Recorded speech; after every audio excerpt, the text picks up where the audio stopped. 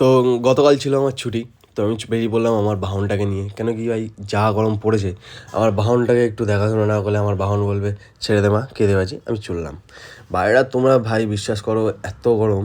তোমরা নিশ্চয়ই কমেন্টে জানিও তোমাদের ওখানে কীরকম কীরকম টেম্পারেচার চলছে। তো ওখানে বাহনকে স্নান করানোর পর চলে আসলাম নিজে স্নান করতে। হ্যাঁ, আজকে আমি বহুদিন পর আমি পুকুরে নেমেছি। কেন কি, আমাদের এখানে পুকুরগুলো না খুব একটা পরিষ্কার করে রাখে না।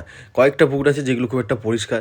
তো আজকে ভাবলাম যে একটু ছুটির দিনে আমার একটা বন্ধু ডাকলো, বললাম চ ভাই তাহলে যাই একটু স্নান করি। কমেন্টে অবশ্যই জানিও যে তোমরাও কি আমার মতন মাঝে মাঝে পুকুরে যাও নাকি ডেলি পুকুরে যাও।